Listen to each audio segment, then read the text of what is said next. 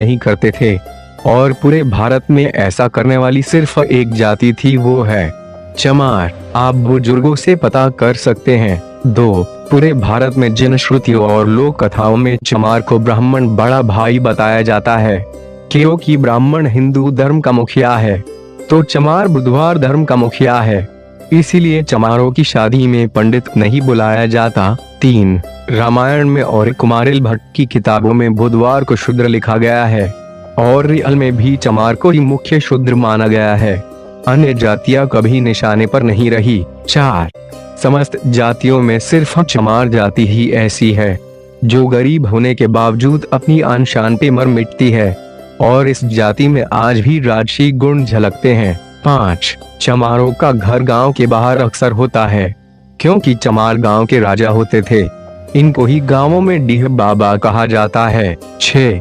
चमार जाति से बौद्ध धर्म छीनने के बाद उसे धर्म विहीन कर दिया गया था और अछूत इसलिए बना दिया गया कि यह जाति फिर कहीं से बौद्ध धर्म न खड़ा कर पाए। 7. चमार जाति की शिक्षा पर रोक इसीलिए लगाई गई थी कि वह अनपढ़ रहेगा तो खुद को चमार अछूत समझेगा और कभी यह नहीं जान पाएगा कि वे चमार एक राजशाही खून है। इसलिए चमारों की शिक्षा पर रोक लगाई गई थी कि चमार शिक्षा पाएगा तो फिर से बुधवार धर्म खड़ा कर देगा। 8. चमार खुद को इसीलिए चमार कहलाना पसंद नहीं करते क्योंकि चमार इनका नाम है ही नहीं, इनका नाम तो सूर्यवंशी क्षत्रिय था। इसीलिए चमार आज भी खुद को चमार कहने पर भड़क जाते हैं और लड़ाइयाँ हो जाती है। 9. ब्राह्मणों में जिस तरह शुक्ल शर्मा आदि समर्थक जातियां हैं, उसी तरह चमारों की भी समर्थक जातियां थी, जैसे कि कोरी चमार, नोनिया चमार, तांती चमार, दुसाद चमार, पाशी चमार आदि।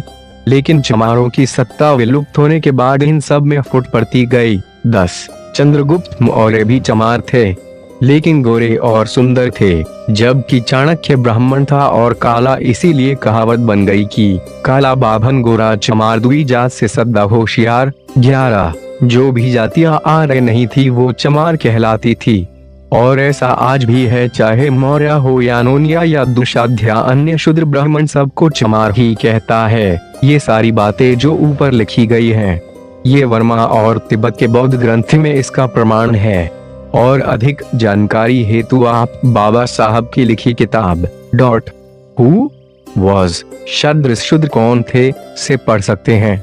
हर चमार से अनुरोध है कि इस वीडियो को किसी अगले चमार बौद्ध भाई के पास जरूर भेजें ताकि उसको भी यह पता चले कि उसका खून भेड़ बकरियों का नहीं है बल्कि हर चमार महापंडित है, सूर्यवंशी है। जय भीम, जय भारत।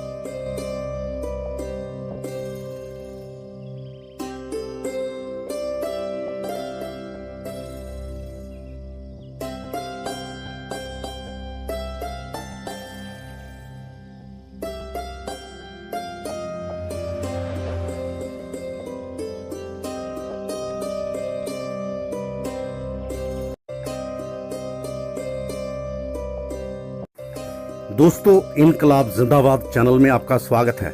दोस्तों, अगर आप वास्तुशास्त्र और ज्योतिष के बारे में कुछ भी जानकारी लेना चाहते हैं तो रोज हमारे चैनल को विजिट कीजिए और हमारे चैनल को सब्सक्राइब कीजिए। नीचे दिया लाल बटन है उसको दबाइए सब्सक्राइब वाले को, और उसके साथ वाले बटन को, बेल आइकन को भी दबा दीजिए।